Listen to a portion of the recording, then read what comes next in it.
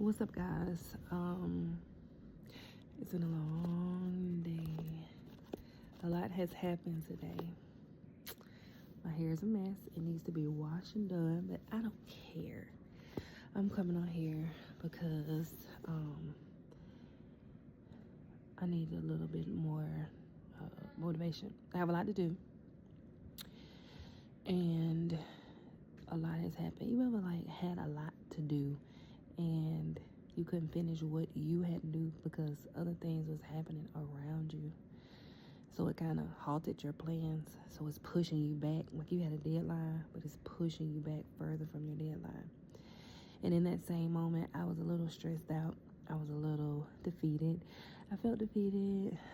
And my husband came. He was like, everything's going to be okay. Give it to God. So I was like, okay. So anyway, here I am. And I want to choose something out of this Be Still 90-day devotion book and read it. Because I need it. And hopefully someone out there needs it too. So, the first thing it says is Psalms 95:6, kneeling in need. Kneeling in need.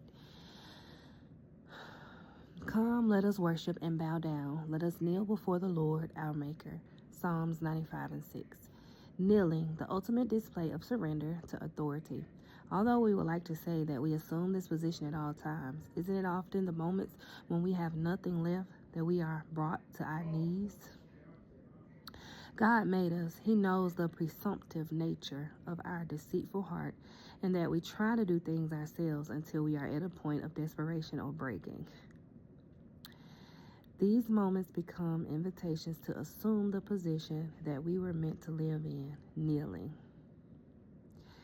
There, we are humbled, surrendered, and fully dependent on our Heavenly Father to show up. And when we do, our hearts is filled with hope.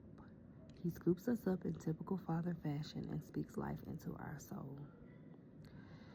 Don't you think He deeply desires to have this relationship with us, not just on a have-to basis, as in we kneel before our backs are against the wall, because the record of our life proves that we will never not need Jesus and He will never not be faithful? What if in each moment of stress we experience, instead of whipping out our cell phones and calling a confidant, we took the moment to Jesus? It does not have to be big in order for it to be pressing. Those little moments are the ones that eventually add up to be the mountains we fear we cannot climb.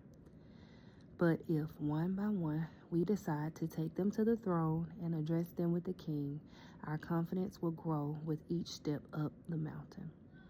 The greatest way we could ever spend our time is to be in conversation with God. Whether we are the ones talking or the ones listening, it is our kneeling to His authority that opens the gates of heaven to move on our behalf. Learning His heart equips us with the courage we need for all endeavors and the joy we desire to express amid our journey. And if it is desperation that takes us to our knees, take heart. The hard times heighten all our senses as we become more aware and dependent upon His presence. Wow.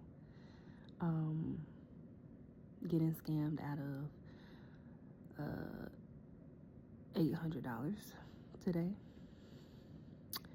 My son being left at the testing site, not by himself. It was about 3 other students, but we didn't get the call or text message that we were supposed to be given after he was done testing. Second day in a row. Yesterday it was much longer. Today my husband and I decided to meet at the testing site a lot sooner. So that had me frustrated and furious with them. Don't leave my baby out there. He's 10, but you tell him not to bring a cell phone.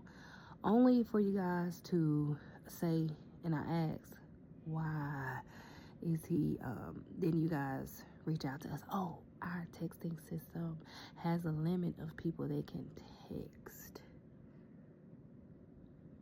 So why is that even in place? Anywho, that's just a piece. of what we're going through, and now I feel all that lifted off my shoulders because of Psalms 95:6. We have to bow down. We have to kneel. We have to be grateful. Yes, that money was taken, but we still have money. We still can eat. Yes, my son was not, we weren't, notified that he was done with his testing, but he was safe. So, yes, in that moment, I didn't kneel. I didn't talk to God like I should have. What I learned from this entire thing, talk to God, put it in his hands. And it's just amazing that I randomly happened to read this today, and I needed it. So, anywho, thank you guys